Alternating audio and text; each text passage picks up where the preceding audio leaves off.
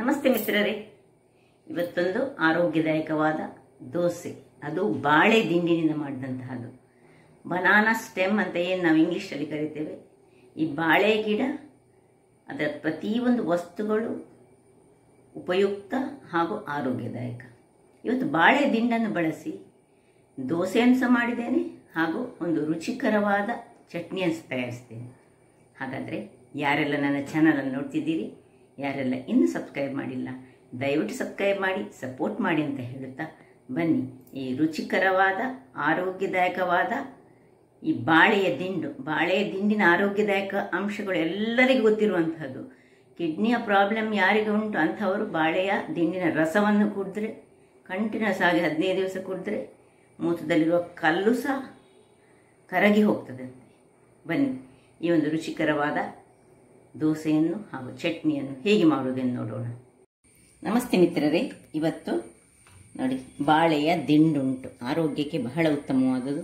ಇದನ್ನು ಉಪಯೋಗಿಸಿ ಬಾಳೆ ದಿಂಡಿನ ಚಟ್ನಿ ಪ್ಲಸ್ ಬಾಳೆ ದಿಂಡಿನ ದೋಸೆ ಎರಡನ್ನು ಇವತ್ತು ಮಾಡಲಿಕ್ಕೆ ಉಂಟು. ನೋಡಿ, ಈ ಬಾಳೆ ದಿಂಡನ್ನು ನಾನು ಹೀಗೆ ತೆಗೆದು, ಇದರದೆಲ್ಲ ತೆಗೆದು, ಅಂದರೆ ಇದು ನನ್ನ ನೇಬರೊಬ್ಬರು ಕೊಟ್ಟದ್ದು, ಅವರ ಮನೆಯಲ್ಲಿ ಆದದ್ದು. ಇದರಿಂದ ನಡುವಿನ ಪೋರ್ಷನ್ ಎಲ್ಲ ಸಿಪ್ಪೆಯೆಲ್ಲ ತೆಗೆದ ಮೇಲೆ ಬಂದದಂಥದನ್ನು ಹೀಗೆ ಇದನ್ನು ನೀರಿನಲ್ಲಿ ಹಾಕ್ಕೊಂಡಿದ್ದೇನೆ. ಈಗ ಇದನ್ನು ಕಟ್ ಮಾಡುವ ಮೊದಲು ಈ ಚಟ್ನಿಗೆ ಸ್ವಲ್ಪ ತೆಂಗಿನ ತುರಿ, ನೀವೆಷ್ಟು ಚಟ್ನಿ ಮಾಡ್ತೀರಿ ಅದರ ಅಂದಾಜಿನಲ್ಲಿ ನೀವು ಈ ಒಂದು ತೆಂಗಿನ ತುರಿಯನ್ನು ತೆಗೆದುಕೊಳ್ಬೇಕು. ನಾನೀಗ ಒಂದು ಮುಷ್ಟಿಯಷ್ಟು, ಅಂದರೆ ನಾವು ಇಬ್ಬರಿಗೋಸ್ಕರ ಒಂದು ಕೈಯಲ್ಲಿ ಒಂದು ಮುಷ್ಟಿ ತೆಂಗಿನ ತುರಿ, ಮತ್ತು 2 ಬೆಳ್ಳುಳ್ಳಿ, ಸ್ವಲ್ಪ ನೀರುಳ್ಳಿ, ರೆಡ್ ಚಿಲ್ಲಿ, ಸ್ವಲ್ಪ ಈ ಒಂದು ಕರಿ ಲೀವ್ಸ್ ಮತ್ತು ಹುಳಿ, ಇಷ್ಟನ್ನು ಇದು ಚಟ್ನಿಗೆ. ಇನ್ನು ದೋಸೆ ಮಾಡಲಿಕ್ಕೆ ಇಲ್ಲಿ ನೋಡಿ, ಇದು ಅಕ್ಕಿಯನ್ನು ಒಂದು 4 ಗಂಟೆಗಳ ಕಾಲ ನೆನೆಸಿಟ್ಟಿದ್ದೇನೆ. ದೋಸಾ ರೈಸ್ ಏನು ಹೇಳ್ತೇವೆ ಅದನ್ನು. ಮತ್ತು ಅದಕ್ಕೆ ರೆಡ್ ಚಿಲ್ಲಿ ಹಾಕ್ಲಿಕ್ಕುಂಟು, ಅಥವಾ ಗ್ರೀನ್ ಚಿಲ್ಲಿ ಯಾವ ಸಹ ಹಾಕ್ಕೊಳ್ಬೋದು. ಮತ್ತು 1 ಚಮಚದಷ್ಟು ಜೀರಿಗೆ ಹಾಕ್ಲಿಕ್ಕುಂಟು. ನಾನೀಗ ನಿಮಗೆ ಮೊದಲಿಗೆ ಚಟ್ನಿಯನ್ನು ಹೇಗೆ ಮಾಡೋದಂತ ತೋರಿಸ್ಕೊಡ್ತೇನೆ. ಇಲ್ಲಿ ಒಂದು ಬಾಣಲೆಯನ್ನು ಇಡುವ ಮೊದಲು ನಾವು ಇದನ್ನು ಸಣ್ಣದಾಗಿ ಸ್ವಲ್ಪ ಹೆಚ್ಚಿಟ್ಟುಕೊಳ್ಳೋಣ, ಸಣ್ಣ ಪೀಸಸ್ಗಳಾಗಿ ಮಾಡ್ಕೊಳ್ಳೋಣ. ಯಾಕೆ ಹೇಳಿದರೆ ಅದು ಈಸಿ ಆಗ್ತದೆ ಆಗ. ನೋಡಿ, ಹೀಗೆ ಸಣ್ಣ ಪೀಸ್ಗಳಾಗಿ, ಇದರಲ್ಲಿ ತುಂಬ ನಾರಿಲ್ಲ, ಅದರಿಂದಾಗಿ ಒಳ್ಳೆಯದಾಗ್ತದೆ. ಇದು ನೀರಿನಲ್ಲಿ ಯಾಕೆ ಹಾಕ್ಕೊಳ್ಬೇಕು ಹೇಳಿದರೆ ಅದು ಕಪ್ಪಾಗ್ತದೆ ಇಲ್ಲದಿದ್ದರೆ, ಅದಕ್ಕೋಸ್ಕರ ನೋಡಿ ಸಣ್ಣದಾಗಿ ಇಷ್ಟು ಬೇಕು ಒಂದು ಇಷ್ಟನ್ನು ನಾನೀಗ ಕಟ್ ಮಾಡ್ಕೊಳ್ತೇನೆ ಸುರಿಗೆ. ಈ ಚಾಪ್ ಮಾಡಿಕೊಂಡು, ಸಪೋಸು ಇದರಲ್ಲಿ ತುಂಬ ಈ ನಾರಿನ ಅಂಶ ಇದ್ದರೆ ನಾವೇನು ಮಾಡಬೇಕು ಹೇಳಿದರೆ, ಇದಕ್ಕೆ ಸ್ವಲ್ಪ ಕಣೇರ ಅಂಶ ಅಂತ ಇರ್ತದೆ, ಚೊಗರು. ಇದನ್ನು ನೋಡಿ ಹೀಗೆ ಒಂದು ತೆಕ್ಕೊಂಡು ಹೀಗೆ ಹೀಗೆ ಹೀಗೆ ಮಾಡಿದರೆ ಅದರದ್ದು ಆ ನಾರುಗಳು ನಮಗೆ ಬರ್ತದೆ. ಇದು ಸ್ವಲ್ಪ ತುಂಬ ಎಳೆಯದಾಗಿದೆ, ಮತ್ತು ಇದು ಕಪ್ಪು ಸಾಗುವಂಥದ್ದಲ್ಲ. ಕೆಲವು ಕಪ್ಪು ಕಟ್ ಮಾಡಿದ ಕೂಡಲೇ ಕಪ್ಪಾಗುವಂಥದ್ದಿದ್ದರೆ ಮೊಸರಿನ ನೀರಿನಲ್ಲಿ ಹಾಕ್ಕೊಳ್ಬೇಕು, ಅಥವಾ ಮಜ್ಜಿಗೆ ನೀರಿನಲ್ಲಿ, ಅಥವಾ ಹಳದಿ ನೀರು ಯಾವ ಸಹ ಆಗ್ತದೆ ಅದರದ್ದು ಇದು ಬಿಟ್ಟುಕೊಳ್ತದೆ. ಈಗ ಇದು ರೆಡಿ ಆಯಿತು. ನಾನಿವತ್ತು ಇದು ಅಷ್ಟು ಕಪ್ಪಾಗುವಂಥದ್ದಲ್ಲ. ಈಗ ಇಲ್ಲಿ ಇದನ್ನು ಬಾಣಲೆಯನ್ನು ಇಟ್ಕೊಂಡಿದ್ದೇನೆ. ಇದು ಬಿಸಿ ಆಗುವಾಗ ಸ್ವಲ್ಪ 1 ಚಮಚದಷ್ಟು ಎಣ್ಣೆಯನ್ನು ಹಾಕ್ಕೊಳ್ತಿದ್ದೇನೆ.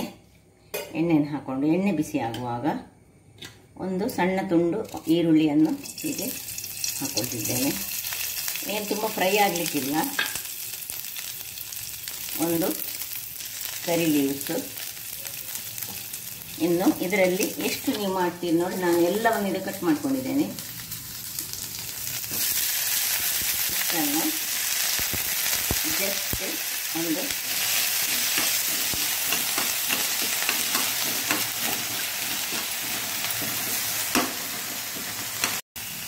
ಇಷ್ಟ ಆಗುವ ನೋಡಿ, ಎಣ್ಣೆ ಪಸೆಯನ್ನೆಲ್ಲ. ಈಗ ಉಪ್ಪನ್ನು ಸ್ವಲ್ಪ ಹಾಕ್ಕೊಂಡಿದ್ದೇನೆ, ಇಷ್ಟೇ ಉಪ್ಪು ಹಾಕ್ಕೊಂಡಿದ್ದೇನೆ.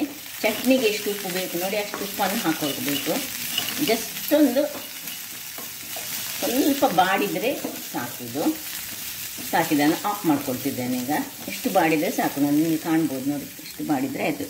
ನೀರುಳ್ಳಿ ಸಹ ಹಾಗೆ ತುಂಬ ಬೇಯುವುದು ಬೇಡ, ಜಸ್ಟ್ ಒಂದು ಸ್ವಲ್ಪ ಬಾಡಿದರೆ ಸಾಕು. ಉಪ್ಪು ಹಾಕಿದ ಮೇಲೆ ಉಪ್ಪು ಅದನ್ನು ಚೂರು ಎಳೆದುಕೊಳ್ಳಿ. ಇನ್ನಿದನ್ನು ತಣ್ಣಗಾಗಲಿಕ್ಕೆ ಬಿಡೋಣ. ವೀಕ್ಷಕರೇ ನೋಡಿ, ಇದೀಗ ತಣ್ಣಗಾಗಿದೆ. ಇಲ್ಲಿ ನೀವು ಹಸಿಮೆಣಸನ್ನು ಯೂಸ್ ಮಾಡ್ಬೋದು, ಅಥವಾ ರೆಡ್ ಚಿಲ್ಲಿಯನ್ನು ಯಾವುದನ್ನು ಯೂಸ್ ಮಾಡ್ಬೋದು. ನೋಡಿ, ಹಸಿಯಾಗಿಯೇ ನಾನು ಒಂದು ಚಿಲ್ಲಿ ಹಾಕ್ತಿದ್ದೇನೆ. ನೀವು ಬೇಕಿದ್ರೆ ಹೆಚ್ಚು ಹಾಕೊಳ್ಬೋದು. ಇದನ್ನೆಲ್ಲ ತಣ್ಣಗಾದನ್ನು ಇದರೊಳಗೆ ಶಿಫ್ಟ್ ಮಾಡ್ಕೊಳ್ಳೋಣ. ಆರೋಗ್ಯಕ್ಕೆ ಉತ್ತಮವಾದುದು, ಇದು ಬಹಳ ಒಳ್ಳೆಯದು. ಇದು ಗ್ರೈಂಡ್ ಮಾಡಿದಾಗ ಅದರಲ್ಲಿ ಮಾಡಿದ ಹೇಳಿಯೇ ಗೊತ್ತಾಗೋದಿಲ್ಲ. ಒಂದು ಬೆಳ್ಳುಳ್ಳಿಯನ್ನು ಹಾಕೊಳ್ತಿದ್ದೇನೆ. ಇನ್ನು ಬೇಕಿದ್ರೆ ಒಂದು ಕಾಲು ಚಮಚದಷ್ಟು ಜೀರವನ್ನು ಸಹ ಹಾಕೊಳ್ಬೋದು. ಇನ್ನು ಹುಳಿ ಮತ್ತು ತೆಂಗಿನ ತುರಿ, ನಿಮಗೆ ಎಷ್ಟು ಬೇಕು ಅಷ್ಟು ತೆಂಗಿನ ತುರಿಯನ್ನು ನೀವು ಹಾಕೊಂಡ್ರೆ ಆಯಿತು. ನೋಡಿ, ಇಷ್ಟು ತೆಂಗಿನ ತುರಿಯನ್ನು ಹಾಕಿ, ಉಪ್ಪು ಅದರಲ್ಲೇ ಉಂಟು, ಮತ್ತೆ ಬೇಕಿದ್ರೆ ನೋಡಿಕೊಂಡು ಉಪ್ಪು ಹಾಕೊಳ್ಳೋಣ. ಇನ್ನು ಸ್ವಲ್ಪ ಬಿಸಿ ತಣ್ಣಗಾದ ನೀರನ್ನು ಹಾಕ್ಕೊಂಡು ನಾವು ಇದನ್ನು ಗ್ರೈಂಡ್ ಮಾಡಿಕೊಳ್ಳೋಣ. ವೀಕ್ಷಕರೇ ನೋಡಿ, ಆಯಿತು. ಇಷ್ಟಾಗುವಾಗ ಇದಕ್ಕೆ ಟ್ರಾನ್ಸ್ಫರ್ ಮಾಡ್ಕೊಳ್ತಿದ್ದೇನೆ. ಇದನ್ನು ನೀರು ಚಟ್ನಿ ಸಹ ಯೂಸ್ ಮಾಡ್ಬೋದು. ನಾವು ಇವತ್ತು ಇದರದ್ದೇ ದೋಸೆಯನ್ನು ಮಾಡ್ತಿದ್ದೇವೆ, ಅದರಿಂದಾಗಿ ನೀರು ಚಟ್ನಿ ಮಾಡಿದರೆ ಬಹಳ ಒಳ್ಳೆಯದು. ಇದಕ್ಕೆ ಸ್ವಲ್ಪ ನೀರನ್ನು ಹಾಕ್ಕೊಂಡು ನಾವು ಇದನ್ನು ಹದ ಮಾಡಿಕೊಳ್ಳೋಣ. ಈ ಅನ್ನಕ್ಕೆ ಆದರೆ ದಪ್ಪದಲ್ಲಿ ಇದ್ದರೆ ಒಳ್ಳೆಯದು ಹೀಗೆ ಚಟ್ನಿ. ಇದು ದೋಸೆಗೆ ಆದರೆ ಹೀಗೆ, ಅದು ನಿಮಗೆ ಬಿಟ್ಟದ್ದು, ಹೇಗೆ ಬೇಕು ಹಾಗೆ ಮಾಡ್ಕೊಳ್ಬೋದು. ಈಗ ಇಲ್ಲಿ ಇದಕ್ಕೊಂದು ಒಗ್ಗರಣೆ, ಮಾಮೂಲು ಒಗ್ಗರಣೆ ಕೊಡೋಣ. ಏನಿಲ್ಲ, ಒಂದೇ ಒಂದು ಚಮಚದಷ್ಟು ತೆಂಗಿನ ಎಣ್ಣೆ ಹಾಕೊಂಡಿದ್ದೇನೆ. ಅದಕ್ಕೆ ಒಂದು ಚಮಚದಷ್ಟು ಸಾಸಿವೆ ಉಡಿಲಿ. ಸಾಸಿವೆ ಉಡಿಯುವಾಗ ಒಂದು ಜಜ್ಜಿಟ್ಟ ಒಂದು ಬೆಳ್ಳುಳ್ಳಿ, ಕರಿಬೇವಿನ ಸೊಪ್ಪು,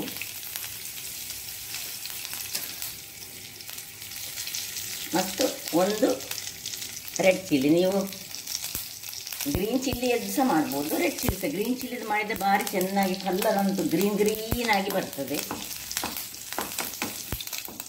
ಸ್ವಲ್ಪ ಹೀಗೆ ಬೆಳ್ಳುಳ್ಳಿ ಇದರಲ್ಲಿ ಕಾಯಬೇಕು. ಆಫ್ ಮಾಡಿಕೊಂಡು ಇದಕ್ಕೆ ಶಿಫ್ಟ್ ಮಾಡೋಣ. ಆಯಿತು, ರುಚಿಯಾದ ಆರೋಗ್ಯಭರಿತವಾದ ಬಾಳೆಯ ದಿಂಡಿನ ಚಟ್ನಿ ರೆಡಿಯಾಗಿದೆ. ಈಗ ಬಾಳೆಯ ದಿಂಡಿನ ದೋಸೆಯನ್ನು ರೆಡಿ ಮಾಡ್ಕೊಳ್ಳೋಣ. ವೀಕ್ಷಕರೇ ನೋಡಿ, ಇಲ್ಲಿ ಅಕ್ಕಿ ನೀರಿಗೆ ಹಾಕಿದ್ದುಂಟು. ಇದನ್ನು ಮೊದಲು ಸುರಿಗೆ ನಾವು ಚಾಪ್ ಮಾಡಿದಂತಹ ಈ ಒಂದು ಬಾಳೆಯ ದಿಂಡನ್ನು ಸುರಿಗೆ ಹಾಕೊಳ್ಳೋಣ. ಇನ್ನೂ ಸಹ ಹೆಚ್ಚು ಹಾಕ್ಕೊಳ್ಬೋದು. ನಾನು ಒಂದು ಗ್ಲಾಸ್ನಷ್ಟು ಅಕ್ಕಿಗೆ ಒಂದು ಹಿಡಿಯಷ್ಟು ಬಾಳೆಯ ದಿಂಡು ಹಾಕ್ಕೊಂಡಿದ್ದೇನೆ. ಬಾಳೆಯ ದಿಂಡು ಹೆಚ್ಚು ಸಹ ಹಾಕ್ಕೊಳ್ಬೋದು, ತೊಂದರೆ ಇಲ್ಲ. ಇದಷ್ಟು ಹಾಕ್ಕೊಂಡ್ರೆ ಆಯಿತು. ಇನ್ನು ಈ ಕಿಡ್ನಿ ಸ್ಟೋನ್ ಎಲ್ಲ ಇರುವವರಿಗೆ ಈ ರೀತಿಯಾಗಿ ದೋಸೆ ಮಾಡಿಕೊಟ್ರೆ ಸಹ ಬಹಳ ಒಳ್ಳೆಯದು. ಅದರದ್ದು ನೀರನ್ನು ಕುಡಿದ್ರೆ ಬಹಳ ಒಳ್ಳೆಯದಲ್ಲ ಯಾವುದ್ರದ್ದು. ಬಾಳೆಯ ದಿಂಡನ್ನು ಗ್ರೈಂಡ್ ಮಾಡಿ ಅದನ್ನು ನೀರನ್ನು ಅಥವಾ ಅದನ್ನು ಹಿಂಡಿ ನೀರು ಕುಡಿದ್ರೆ ಎಳೆಯದ್ರದೆ ಅದು ಸಹ ಬಹಳ ಒಳ್ಳೆಯದು. ಸೊ ಇದಕ್ಕೆ ಸ್ವಲ್ಪ ಜೀರ ಹಾಕ್ಕೊಳ್ತೇನೆ. ಜೀರ, ತೆಂಗಿನ ತುರಿ ನೋಡಿ, ಆಗ ಇಟ್ಟಂತಹ ತೆಂಗಿನ ತುರಿ ಇಷ್ಟನ್ನು ಹಾಕಿ ನೀರನ್ನು ಹಾಕ್ಕೊಂಡು ಒಳ್ಳೆ ಉಪ್ಪು ಹಾಕೊಳ್ಳೋಣ. ಉಪ್ಪು ಸಹ ಹಾಕ್ಕೊಂಡು, ಸುರಿಗೆ ಉಪ್ಪು ಹಾಕ್ಕೊಂಡ್ರೆ ಬಹಳ ಒಳ್ಳೆಯದು, ಯಾಕಂದರೆ ಸರಿಯಾಗಿ ನಮಗೆ ಗೊತ್ತಾಗ್ತದೆ ಎಷ್ಟು ಅಂತ. ಸ್ವಲ್ಪ ಉಪ್ಪನ್ನು ಹಾಕಿ ನೀರನ್ನು ಹಾಕ್ಕೊಂಡು ಗ್ರೈಂಡ್ ಮಾಡಿ ತರ್ತೇನೆ. ವೀಕ್ಷಕರೇ ನೋಡಿ, ಅರ್ಧ ಗ್ರೈಂಡ್ ಆಯಿತು. ಈಗ ಅರ್ಧ ಗ್ರೈಂಡ್ ಆಗುವಾಗ ನಾನಿಲ್ಲಿ ಗ್ರೀನ್ ಚಿಲ್ಲಿ ಹಾಕೋದ್ರಿಂದ ಈಗ ಗ್ರೀನ್ ಚಿಲ್ಲಿಯನ್ನು ಹಾಕ್ಕೊಳ್ತಿದ್ದೇನೆ. ಸಪೋಸ್ ನೀವು ಇಂಥ ರೆಡ್ ಚಿಲ್ಲಿಯನ್ನು ಹಾಕೋದಾದರೆ ಸುರಿಗೆ ಯಾವಾಗ ನಾವು ಈ ದಿಂಡನ್ನು ಹಾಕ್ತೇವೆ ಮತ್ತು ಅಕ್ಕಿಯನ್ನು ಹಾಕ್ತೇವೆ ಆಗಲೇ ಮಾಡಬೇಕು. ಈಗ ಇದನ್ನೆರಡನ್ನು ಹಾಕಿ ಇನ್ನೊಮ್ಮೆ ಗ್ರೈಂಡ್ ಮಾಡ್ಕೊಂಡು ತರ್ತೇನೆ. ವೀಕ್ಷಕರೇ ನೋಡಿ, ಒಳ್ಳೆ ಫೈನಾಗಿ ನೀರು ದೋಸೆ ಹಾಗೆ ಆಗಬೇಕು. ಇದರಲ್ಲಿ ಗೊತ್ತೇ ಆಗೋದಿಲ್ಲ ನಮಗೆ ನಾವು ಇದನ್ನು ಹಾಕಿದ್ದೇವೆ ಹೇಳಿ. ಆರೋಗ್ಯಕ್ಕೆ ಮಾತ್ರ, ದೇಹಕ್ಕೆ ಮಾತ್ರ ಅದು ಗೊತ್ತಾಗೋದು. ನೀವು ಏನು ಬಾಳೆಯ ದಿಂಡನ್ನು ಯೂಸ್ ಮಾಡಿದ್ದೀರಿ ಅಂತ. ನೀರು ದೋಸೆ ಹಾಗೆ ಆಗ್ತದೆ ನೋಡಿ. ನೀರೆಷ್ಟು ಬೇಕು, ನೀರು ದೋಸೆ ಅದಕ್ಕೆ ಇದನ್ನು ನಾವು ರೆಡಿ ಮಾಡಿಕೊಳ್ಳೋಣ. ಇನ್ನೇನಿಲ್ಲ, ಚಟ್ನಿ ಸಹ ರೆಡಿ ಆಗಿದೆ. ಇಲ್ಲಿ ಇದನ್ನು ಗ್ಯಾಸ್ನಲ್ಲಿ ಉರಿಸ್ಕೊಳ್ಳೋಣ. ಇದು ಬಿಸಿ ಆಗಲಿ. ಕನ್ಸಿಸ್ಟೆನ್ಸಿ ನೋಡಿ, ಇದು ಹೀಗೆ. ತುಂಬ ದಪ್ಪ ಎಲ್ಲ ಮಾಡಲಿಕ್ಕೆ ಹೋಗಬೇಡಿ, ಸ್ವಲ್ಪ ಸ್ವಲ್ಪ ಹಾಗೆ ತರಿಯಾಗಿ ಈ ಬಾಳೆ ದಿಂಡಿದ್ರು ಏನು ತೊಂದರೆ ಇಲ್ಲ, ಅದು ಗೊತ್ತೇ ಆಗೋದಿಲ್ಲ. ಈಗ ಇಲ್ಲಿ ಇದು ಬಿಸಿಯಾಗಿದೆ ನೋಡಿ, ಸ್ವಲ್ಪ ಬ್ರಷ್ ಮಾಡ್ಕೊಳ್ಳೋಣ. ಒಂದು ಚೂಚೂರು ಎಣ್ಣೆ ಹಾಕಿದರೆ ಪರಿಮಳ ಸಹ ಬರ್ತದೆ. ನಾನು ತೆಂಗಿನ ಎಣ್ಣೆ ಯೂಸ್ ಮಾಡ್ತಿದ್ದೆ, ನೀವು ಯಾವ ಎಣ್ಣೆ ಸಹ ಯೂಸ್ ಮಾಡ್ಕೊಳ್ಬೋದು. ಒಂದು ಇದರಷ್ಟು ಹಿಟ್ಟನ್ನು ತೆಗೆದುಕೊಂಡು ನಾವು ಹೀಗೆ ನೀರು ದೋಸೆ ಹದದಲ್ಲಿ ಇದನ್ನು ಹೇಗೆ ನೀರು ದೋಸೆ ಮಾಡ್ತೇವೆ ಹಾಗೆ ಮಾಡ್ಕೊಳ್ಳೋದು, ಅಷ್ಟೇ ಇರುವುದು ಇದರಲ್ಲಿ. ಇನ್ನು ಮುಚ್ಚಳವನ್ನು ಮುಚ್ಚಿಕೊಳ್ಳೋಣ. ವೀಕ್ಷಕರೇ ನೋಡಿ, ಒಂದು 5 ನಿಮಿಷ ಬೇಕಾಗ್ತದೆ. ಇದರಲ್ಲಿ ಬಾಳೆ ದಿಂಡು ಇರುವುದರಿಂದಾಗಿ ಅರ್ಜೆಂಟಾಗಿ ಮಾಡಲಿಕ್ಕೆ ಹೋಗ್ಬೇಡಿ. ಹೀಗೆ ಸ್ವಲ್ಪ ಹೆಚ್ಚು ಸಹ ಕಾಯಿಸ್ಬೋದು, ತೆಳುವಲ್ಲಿ ಸಹ ತೆಗಿಬೋದು. ನೋಡಿ ಎಷ್ಟು ತೆಳುವಲ್ಲಿ ಹೇಗೆ ಬಂತು ನೋಡಿ. ಕ್ರಿಸ್ಪಿಯಾಗಿ ಸಹ ನಾವು ಮಾಡ್ಕೊಳ್ಬೋದು, ಅಥವಾ ನೀವು ಇದನ್ನು ಸ್ವಲ್ಪ ಸಾಫ್ಟ್ ರೀತಿಯಲ್ಲಿ ಸಹ ಮಾಡ್ಕೊಳ್ಬೋದು. ಕ್ರಿಸ್ಪಿ ಬೇಕಿದ್ದವರಿಗೆ ಕ್ರಿಸ್ಪಿಯಾಗಿ ಮಾಡಿದರೆ ಆಗ್ತದೆ. ಹೀಗೆ ಎಲ್ಲ ದೋಸೆಗಳನ್ನು ನಾನು ಮಾಡಿ ನಿಮಗೆ ಈಗ ತೋರಿಸ್ಕೊಡ್ತೇನೆ. ವೀಕ್ಷಕರೇ ಇಲ್ಲಿ ನೋಡಿ, ಎರಡನೇ ಸಹ ರೆಡಿಯಾಗಿದೆ. ಸ್ವಲ್ಪ ನಾನು ಸಾಫ್ಟಲ್ಲಿ ತೆಗಿತಿದ್ದೇನೆ ನೋಡಿ, ಹಾಗಾದ್ರೆ ಸ್ವಲ್ಪ ನಾನು ಕ್ರಿಸ್ಪಿಯಾಗಿ ತೆಗೆದು ಇದು ಸಾಫ್ಟಲ್ಲಿ ಉಂಟು ನೋಡಿ. 2 ರೀತಿಯಲ್ಲಿ ಸಹ ಮಾಡ್ಕೊಳ್ಬೋದು. ಹಾಗಾದರೆ ನೋಡಿದ್ರಲ್ಲ, ಬಾಳೆ ದಿಂಡಿನ ನೀರು ದೋಸೆ ಪ್ಲಸ್ ಬಾಳೆ ದಿಂಡಿನ ಚಟ್ನಿ. ಅದಕ್ಕೆ ಇದನ್ನು ಈ ಕಾಂಬಿನೇಷನಲ್ಲಿ ಸಹ ಮಾಡ್ಕೊಳ್ಬೋದು, ಅಥವಾ ಬೇರೆ ಒಂದು ದೋಸೆ ಸಿಂಪಲ್ ದೋಸೆ ಮಾಡಿ ಸಹ ಬಾಳೆಯ ದಿಂಡಿನ ಚಟ್ನಿಯನ್ನು ಸಹ ಮಾಡ್ಕೊಳ್ಬೋದು.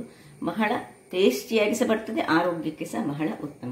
ಹಾಗಾದರೆ ಸುಲಭ ರೀತಿಯಲ್ಲಿ ಮಾಡುವಂತಹ ಬಾಳೆಯ ದಿಂಡಿನ ನೀರು ದೋಸೆ ಪ್ಲಸ್ ಚಟ್ನಿಯನ್ನು ಹೇಗೆ ಮಾಡುವುದನ್ನು ನೋಡಿದ್ದೀರಿ. ನೀವು ಮನೆಯಲ್ಲಿ ಮಾಡಿ ಆನಂದಿಸಿ ಅಂತ ಹೇಳುತ್ತಾ, ಬೋಳೂರು ಸುವರ್ಣ ಚಾನಲ್ ಅನ್ನು ಲೈಕ್ ಮಾಡಿ, ಶೇರ್ ಮಾಡಿ, ಸಬ್ಸ್ಕ್ರೈಬ್ ಮಾಡಿ. ಧನ್ಯವಾದಗಳು.